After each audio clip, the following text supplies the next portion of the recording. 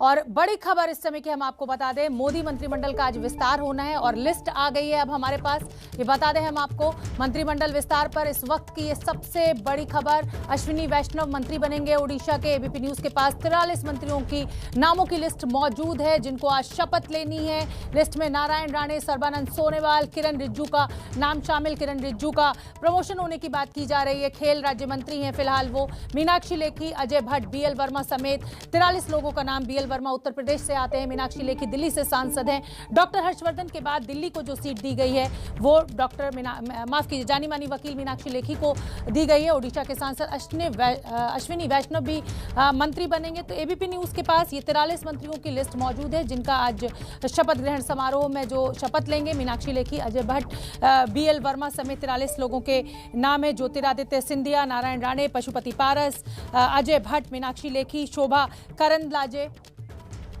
तो आप ये देखिए, ये पहली पंक्ति में जो सांसद बैठे हुए थे, नारायण राणे, सर्बानंद सोनोवाल, वीरेंद्र खटीक, ज्योतिरादित्य सिंधिया, आरसीपी सिंह, जेडीयू के राष्ट्रीय अध्यक्ष हैं आरसीपी सिंह। और अब जेडीयू को कितनी सीटें मिली हैं इसका भी खुलासा धीरे धीरे हो रहा है। 43 सांसदों की जो लिस्ट है वो हमारे पास मौजूद है और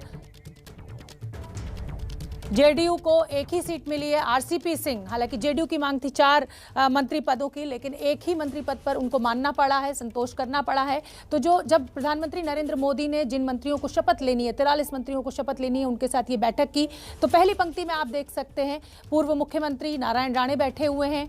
ज्योतिरादित्य सिंधिया वहाँ मौजूद है। ज्योतिरादित्य सिंधिया का कोई बड़ी जिम्मेदारी दी जा सकती है आज। हालांकि जैसे जैसे शपथ ग्रहण समारोह शुरू होगा हमें यह भी पता लगने लगेगा कि किस मंत्री को कौन सा पद दिया गया है। लिस्ट बहरहाल हमारे पास आ चुकी है। सर्बानंद सोनोवाल जो कि असम के पूर्व मुख्यमंत्री हैं, वो भी आज मंत्री पद की शपथ लेंगे। ज्योतिरादित्य सिंधिया का मैंने जिक्र किया। भूपेंद्र यादव महासचिव हैं बीजेपी के, वो भी आज शपथ लेने जा रहे हैं।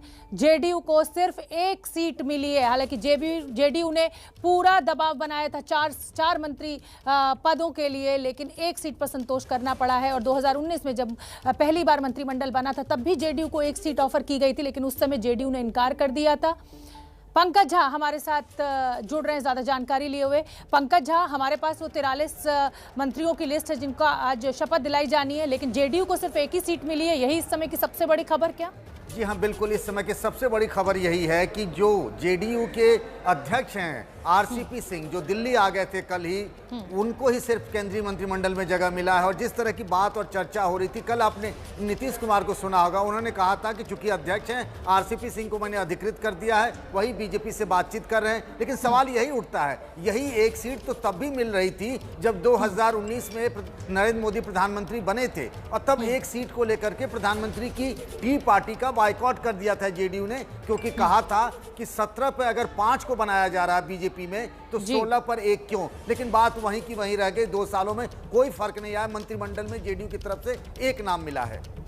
कहीं ना कहीं नीतीश कुमार के लिए भी मुश्किलें बढ़ सकती हैं, क्योंकि ललन सिंह इससे काफी खफा होंगे।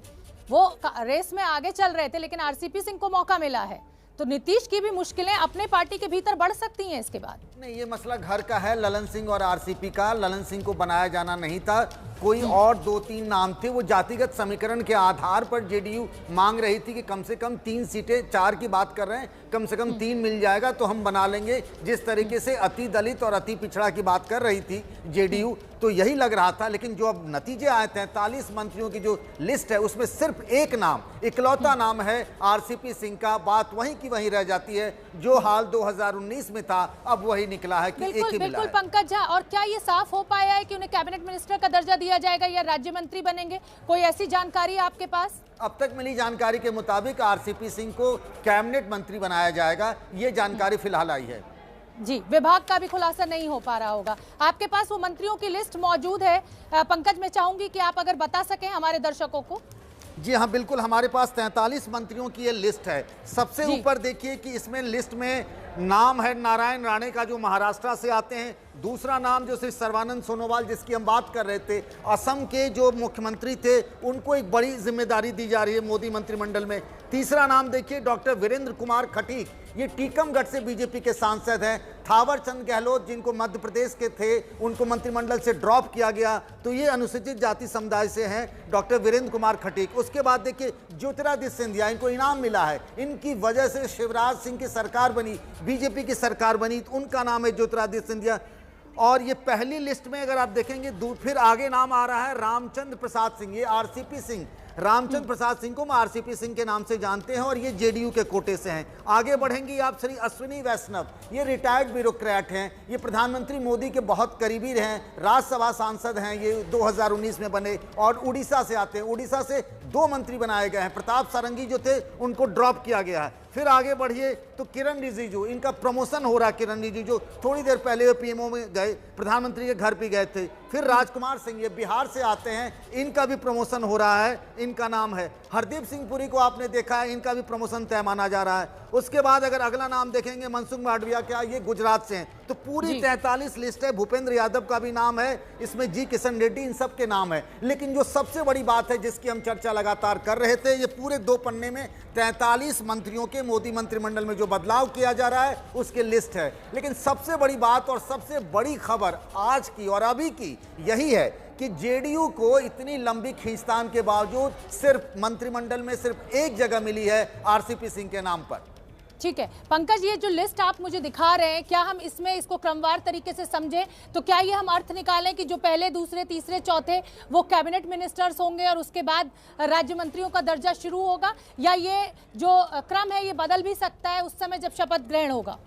देखिए मोटे तौर पे तो यही समझा जा रहा है, प्रधानमंत्री मोदी के यहाँ जो लोग गए थे उसी हिसाब से लिस्ट आई है। जो पहली कतार में तस्वीरों में दिख रहा नाम ना, आप ज्योतिरादित्य सिंधिया को देखेंगे, सर्बानंद सोनोवाल का नाम है, भूपेंद्र यादव का है, तो इनकी सीनियरिटी, इनके अनुभव को देखते हुए ये माना जा रहा है कि इन सबको कैबिनेट मंत्री बनाया जाएगा। और जिनके प्रमोशन की बात हो रही है वो चाहे हरदीप सिंह पुरी हो या किरण रिजिजू हो, तो इनका प्रमोशन कहाँ होगा? इनका प्रमोशन तो कैबिनेट रैंक पे ही हो सकता है। तो ये मान के चला जा रहा है कि जो पहले पन्ने पर अधिकतर नाम है वो कैबिनेट मंत्री बनाए जाएंगे मोदी सरकार में।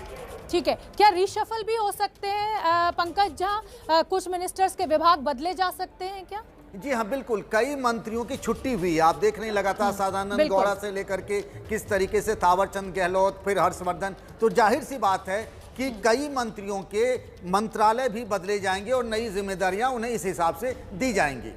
ठीक है, कुछ मंत्रालय ऐसे भी थे जिनमें यह कहा जा रहा था कि ज्यादा काम है उन मंत्रियों के ऊपर, तो क्या वो काम हल्का करके राज्य मंत्री या इंडिपेंडेंट चार्ज पे भी मंत्री बनाए जा सकते हैं? आज के इस पूरे शपथ ग्रहण के बाद घोषणा हो सकती है। शोभना देखिए, इसमें 2-3 चीजें हैं, जैसे देखिए पीयूष गोयल हो या फिर धर्मेंद्र प्रधान हो, रविशंकर प्रसाद हो, प्रकाश जावड़ेकर हो, इनके पास कई विभाग थे। 3 में से विभाग लेकर जो अतिरिक्त प्रभार है वो दूसरे मंत्रियों को दिए जाएंगे। उसके अलावा भी उनमें राज्य मंत्री भी लगाए जाएंगे।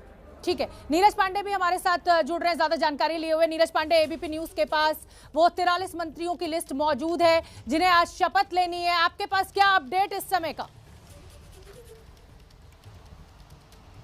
देखिए, सबसे पहली चीज़ ये है कि हमने वो बताएं जो नाम हम लोगों ने सबसे पहले बताए वो सारे नाम उन लिस्ट में हैं जो आज 43 लोगों की लिस्ट जारी हुई। ये ऑफिशियल लिस्ट है, इस ऑफिशियल लिस्ट के अनुसार ही अभी सारे जो मंत्री हैं 43 मंत्री थोड़ी देर बाद मंत्री पद की शपथ लेंगे। लेकिन एक जो सबसे बड़ी बात पंकज भी कह रहे थे कि बिहार से जो इतनी कवायद चल रही थी कि जेडीयू में सिर्फ एक ही नाम आरसीपी सिंह का है, लेकिन यहाँ पे एक बात और समझना बहुत ज़रूरी है, क्योंकि एलजेपी का जो गुट अलग हुआ जिसमें पशुपति पारस नेता बनाए गए, तो उनको भी मंत्री पद में मौका दिया गया है। और देखिए आप तो ऊपर से 4थे नंबर पे उनका नाम है, तो एक चीज़ तो बिल्कुल साफ हो गई है कि उनको भी कैबिनेट मंत्री बनाया जा रहा है। और कहीं ना कहीं ये निगोशिएशन इस लेवल पे हुआ होगा कि जेडीयू ने भले ही अपना एक मंत्री कम कर लिया हो, लेकिन पशुपति पारस के लिए कैबिनेट मंत्री की डिमांड जो लास्ट तक चलती रही वो उस पर वो सफल हुए हैं। और ये इसे आप इस रूप में ही मान के चलिए कि पशुपति पारस को भी जेडीयू कोटे से ही मंत्री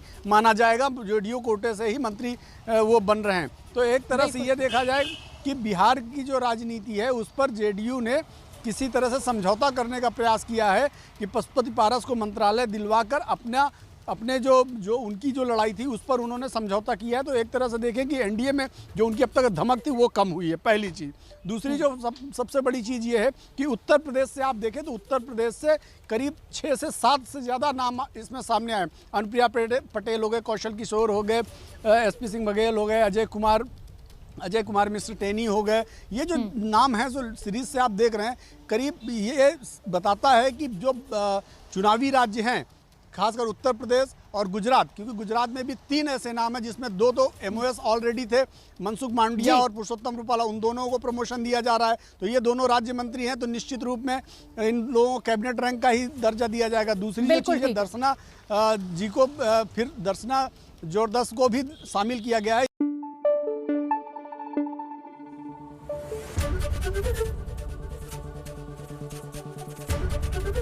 ABP न्यूज़ आपको रखे आगे।